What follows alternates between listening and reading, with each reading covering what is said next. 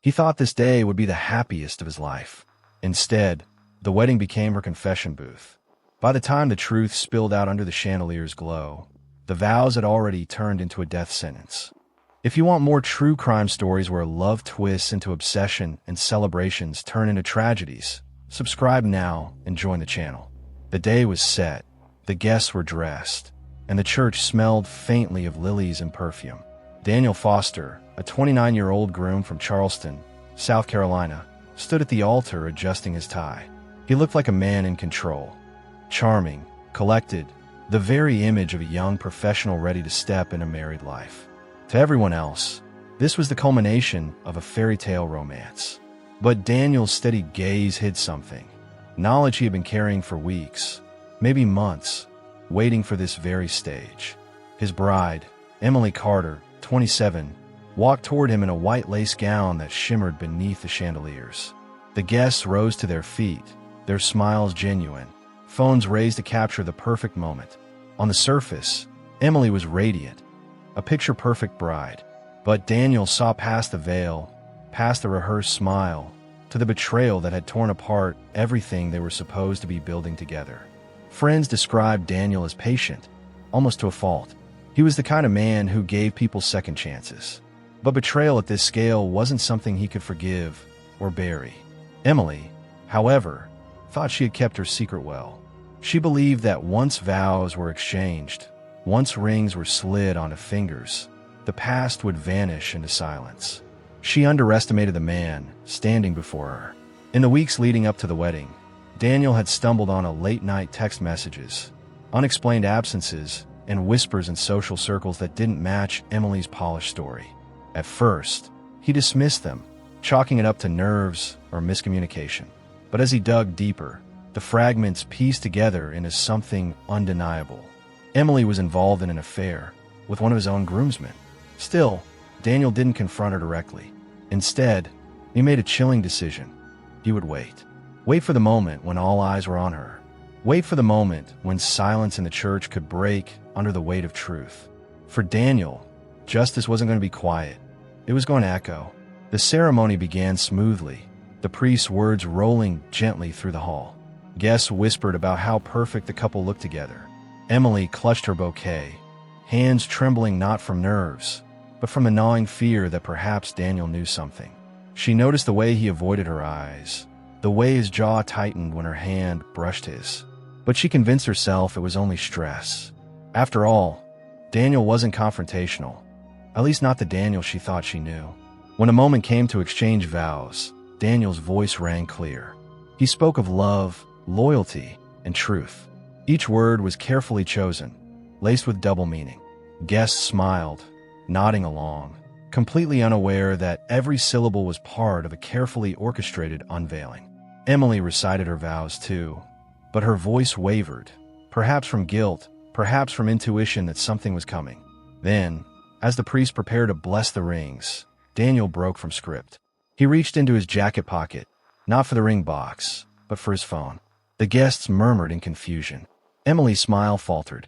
On the screen, Daniel pulled up a series of screenshots, late-night texts, photographs, hotel receipts, all evidence of the affair. The atmosphere shifted instantly. Gasps rippled through the pews. Whispers hissed from row to row. The chandeliers above seemed to flicker, as though reacting to the tension in the room. Emily froze, her bouquet slipping slightly from her hands. The groomsman at the far end of the line paled, his eyes darting to the exit. Daniel's voice didn't waver. He didn't shout. He spoke in the same calm, steady tone he had used in his vows, but now the words cut sharper than any blade. "This isn't the marriage I signed up for," he said, turning the phone so that every guest could see. "This is the truth, and I want everyone here to know it." The silence that followed was suffocating. Some guests shifted uncomfortably. Others reached for their cameras, sensing a scandal unraveling in real time. Emily's face drained of color. She tried to speak, but the words tangled in her throat. Her carefully constructed image was dissolving right before her eyes. For Daniel, this wasn't just about exposing her. It was about reclaiming control, about ensuring the betrayal wasn't hidden behind closed doors. What he didn't realize, what none of them realized, was that this revelation was only the beginning. Because betrayal, once exposed, doesn't just humiliate. In this case, it would soon kill. The wedding hall was no longer filled with the hushed awe of romance. It buzzed with confusion, disbelief, and growing panic. Guests leaned toward one another, whispering fragments of what they had just seen, their words tangled in shock. A bride exposed at the altar, an affair revealed in the harshest light possible. To outsiders, it looked like a cruel public humiliation. To Daniel, it was justice served exactly where it mattered most. Emily stood frozen, her fingers still gripping the bouquet so tightly that white petals began to crush under her nails. She tried to force a smile, to salvage dignity, but her face betrayed her. Heat flushed her cheeks, and her eyes darted toward the groomsman, Mark Reynolds, who avoided her gaze completely. His posture gave him away. Guilt dripped from every nervous glance. The priest, unsettled, cleared his throat, attempting to restore order. "Perhaps we should pause," he began, but Daniel cut him off, his voice sharp, deliberate, controlled. "No, they need to hear this." His words echoed through the hall, carried by the silence of those two, stunned to move. The story behind Daniel's revelation had been simmering for months, long before the ceremony. Emily's affair with Mark hadn't been a fleeting mistake. It was calculated, secretive, and sustained. In late nights when Daniel thought she was working late, she was with him. When she smiled at Daniel across dinner tables, she had already been living a double life. Daniel had collected proof carefully, each message saved, each suspicious absence traced. He hadn't wanted to believe it at first. For weeks, he had battled with himself. Should he walk away quietly, cancel the wedding, save himself the humiliation? But something inside him refused. The betrayal cut too deep. If he had to endure the weight of it, so would Emily. As he scrolled through the evidence on his phone before the shocked audience, Emily's knees weakened. Her mother gasped audibly from the front pew, while Emily's father gripped the edge of the bench, as though holding himself back from standing. Guests exchanged glances of pity, of judgment, of raw curiosity, because scandals like this fed something primal in people. Nobody could look away. Mark's fiancée, seated just rows away, covered her mouth with trembling hands. She had no idea. She had trusted him completely, believed they were building a life together. Now she sat shattered, watching the truth unravel before an entire congregation. Every detail Daniel revealed tore through not only Emily, but everyone connected to her choices. Emily finally broke, her voice shaking as she whispered Daniel's name. "Please, not like this." But Daniel didn't stop. He turned to the guests, his tone unwavering. "This wedding isn't a union. It's a stage for lies. You all came here to witness love. Instead, you'll leave knowing betrayal." The tension in the room was unbearable. Some guests shifted uncomfortably, unsure if they should leave or stay, while others leaned forward, unwilling to miss a single word. The chandeliers above seemed colder now, their glow harsh, exposing every crack in Emily's perfect image. For Emily, humiliation was only the beginning. Inside, humiliation boiled into desperation, desperation into rage. She had built her life on appearances, carefully curating the image of a loyal fiancé, a dutiful partner. In one sweep, Daniel had torn it down. But what she didn't realize, what Daniel couldn't have predicted, was how that rage would grow, consuming her in the days to come. When the ceremony collapsed into chaos, guests began filing out, some whispering, some recording, some shaking their heads in disbelief. The wedding was over, not with vows, but with scandal. Daniel left first, walking with a quiet certainty, his head held high. Emily remained behind, shoulders trembling, surrounded by whispers she could no longer silence. The aftermath was immediate. Social media erupted within hours. Photos and videos from shocked guests spread like wildfire. An altar betrayal captured on smartphones for the world to dissect. Hashtags trended, strangers debated, and Daniel became both a hero and a villain in online forums. Some praised his courage for exposing the truth so boldly. Others condemned him for cruelty, arguing the betrayal should have been confronted privately. Emily, meanwhile, withdrew. Friends who once admired her turned away, unwilling to be linked to the scandal. Her family's reputation crumbled under the weight of public shame. She wasn't just a woman caught in an affair. She was now a symbol of deceit, her name tied forever to the humiliation broadcast across the internet. But humiliation doesn't stay still. It festers. For Emily, it morphed into something darker. In her mind, Daniel hadn't just exposed her. He had destroyed her. He had taken the life she planned and ground it into dust in front of everyone she loved. And in that destruction, a seed of revenge began to grow. Behind closed doors, Emily's anger swelled. Friends who attempted to console her described her eyes as vacant, her voice sharp, her words dripping with venom when Daniel's name came up. "He ruined me," she repeated again and again. Her shame had transformed into an obsession, one that whispered that only balance could restore her dignity. Balance meant retribution. Daniel, on the other hand, believed it was over. He had exposed the truth, walked away, and thought he could finally breathe free of the lies. He returned to work, leaned on friends, and even began to smile again. He thought the storm had passed, but storms don't pass when someone decides they must swallow you whole. Emily had lost everything in front of the world, and in her mind, Daniel was the only one who could pay the price for that loss. What started as a ruined wedding was about to twist into something far more sinister. The days following the shattered wedding unfolded like an endless nightmare for Emily Carter. What should have been the proudest, most photographed moment of her life had dissolved into a scandal broadcast on every screen, dissected in every corner of her social circle. She had envisioned herself walking down the aisle into admiration, framed forever in the glow of romance. Instead, her name became a synonym for betrayal. At first, Emily tried to retreat into silence. She locked herself in her apartment, curtains drawn, phone turned face down on the table.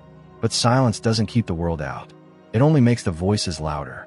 Notifications flooded in, even when she tried to ignore them.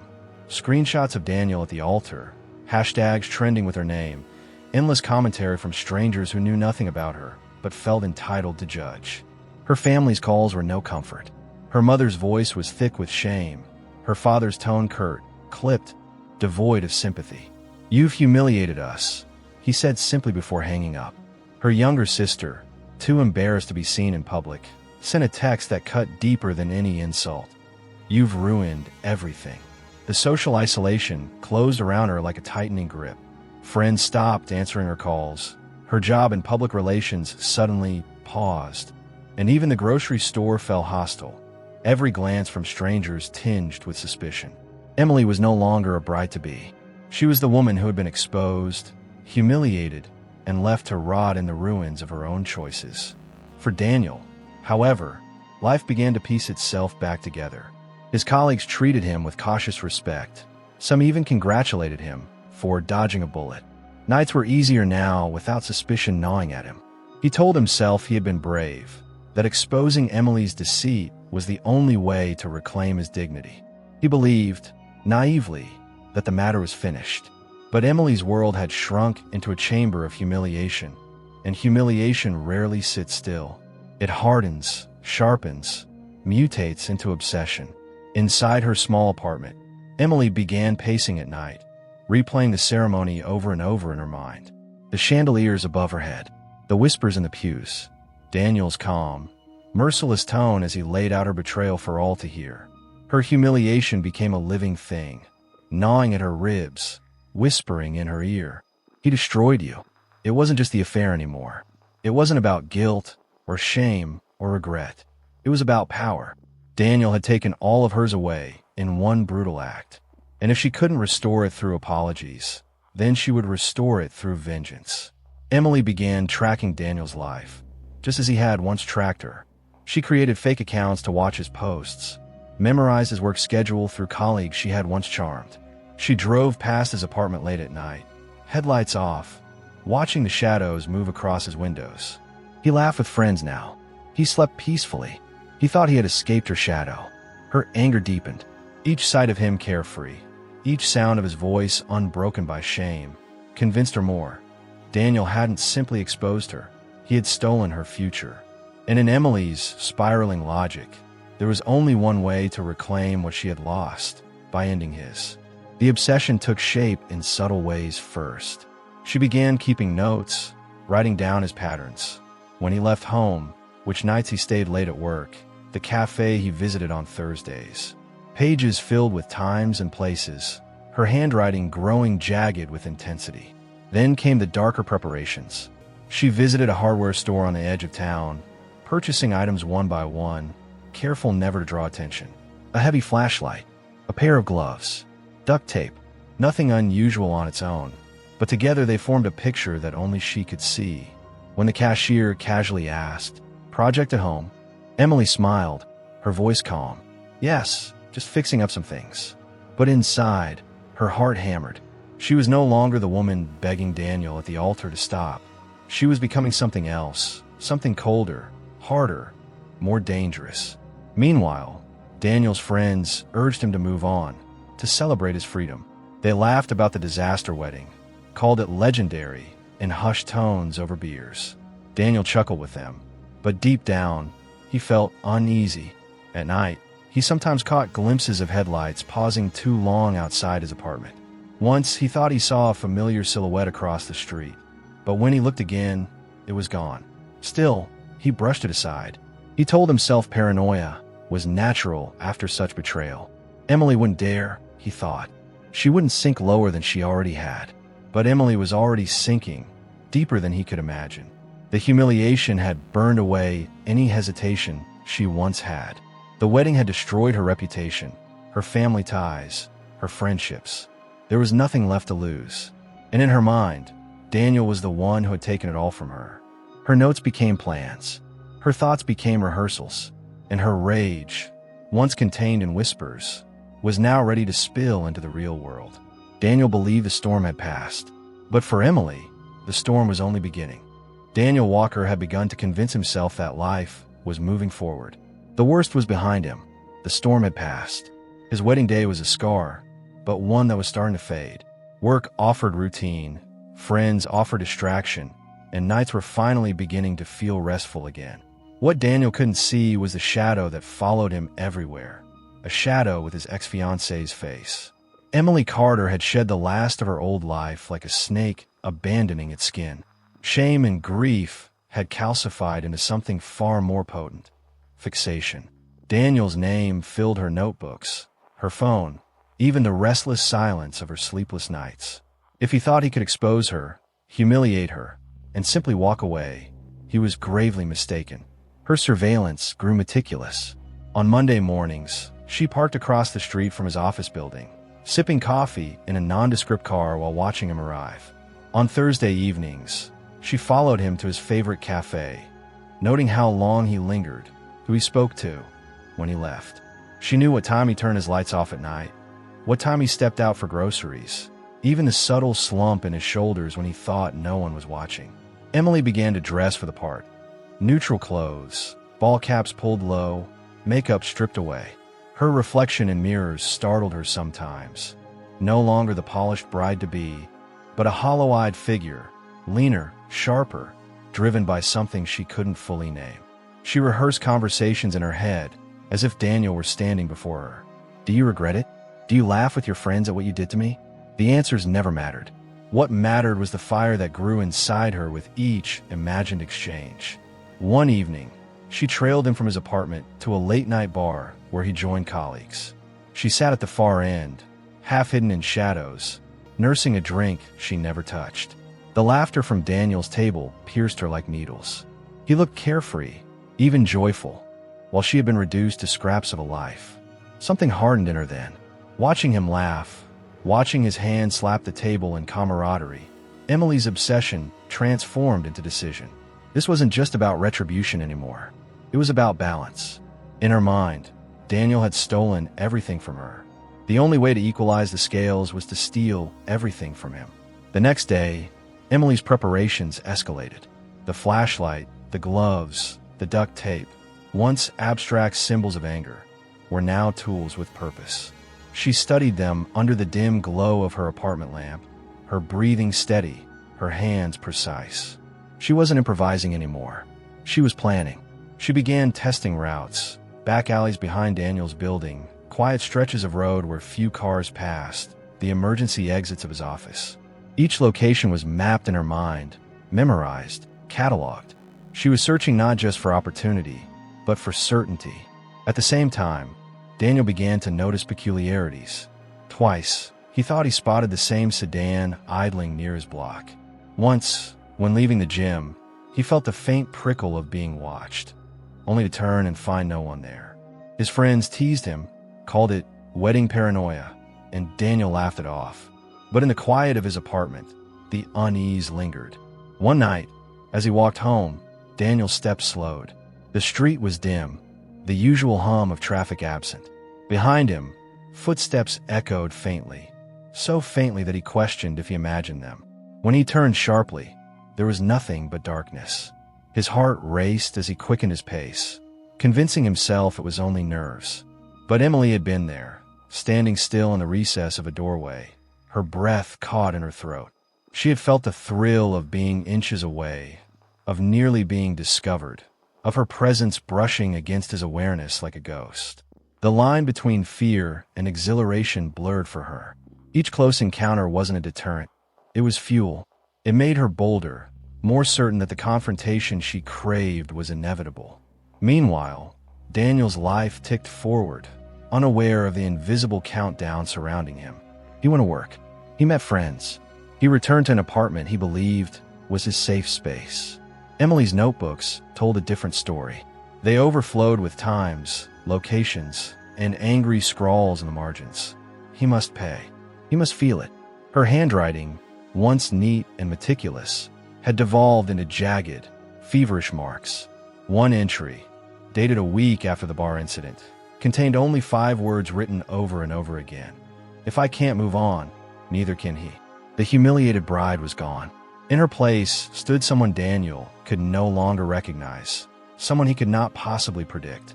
And as the days drew closer to confrontation, one truth became undeniable. Emily wasn't just watching anymore. She was preparing to strike. The night Daniel Walker's life ended, the city was wrapped in an early autumn chill.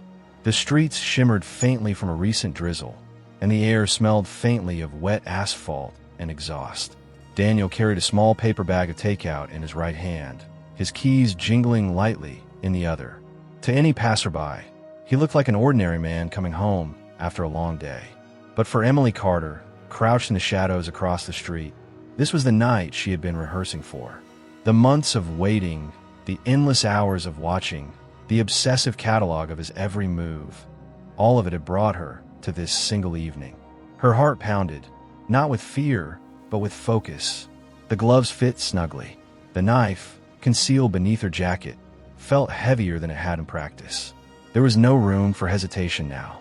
Daniel unlocked the main door to his apartment building, pausing briefly to glance behind him. He had felt that same sensation again, the crawling awareness of being observed. The quiet street behind him seemed ordinary, empty even. He shook his head, muttering to himself, "Get a grip, Daniel." But Emily was already inside. Hours earlier, she had slipped through the back entrance, timing it to avoid neighbors. She knew which lights creaked when turned on, which stair step groaned under weight. She had studied the building's heartbeat until she could move through it silently. When Daniel reached his apartment, he pushed the door open with the easy carelessness of routine. He placed the takeout on the counter, shrugged off his jacket, and exhaled deeply. The stillness of his home greeted him like always. Yet something felt slightly off. A chair pushed just a little too far from the table. A faint scent that didn't belong to him. He turned slowly. Emily stepped out from the darkened corner of his living room. Her face was pale, her eyes sunken but blazing with intensity. Daniel froze. "Emily." Her lips curled into something between a smile and a grimace. "You ruined me." His throat tightened. Every instinct told him to run, but shock held him in place. "You can't be here. This is insane." She advanced slowly, her hand tightening around the concealed knife. "You stood there, in front of everyone, and you made me nothing. Do you know what it's like to be erased? To have your whole life taken apart in a single night?" Daniel raised his hands, trying to steady his voice. "Emily, listen. I didn't erase you. I just told the truth. What happened at the wedding, it was your choice. You." Her scream cut him off. A raw, guttural sound that carried months of humiliation and rage. She lunged, and in the struggle, the knife flashed under the dim light. Daniel fought back desperately, shoving her against the wall, grappling for control. The room erupted in chaos. Overturned furniture, shattering glass, the dull thud of bodies colliding. But Emily's strength was feral, fueled by obsession. The blade found its mark. Once, twice. The sounds of Daniel's gasps filled the apartment, sharp and ragged, echoing against the walls that had once held his fragile sense of safety. When it was over, Daniel collapsed to the floor, his blood seeping into the fibers of the carpet. His final breath rattled out, eyes fixed on the ceiling, as if pleading for a life cut short. Emily staggered back, her chest heaving. For a moment, silence blanketed the room. Then she began to laugh, a broken, trembling laugh that quickly gave way to sobs. The woman who once dreamed of white dresses and wedding vows was gone. What stood there now was a shell, empty by violence, her obsession consuming the very person it was fixated on. Emily didn't flee immediately. She lingered, staring down at Daniel, as if waiting for him to speak, to rise, to undo what had just happened. Only when the reality sank in, that there was no going back, did she stumble toward the door and vanish into the night. It was a neighbor who later heard the faint sound of dripping and called the police. The scene they discovered was gruesome. The remnants of a man who thought he had escaped a nightmare, only to find it waiting for him in the one place he thought safe.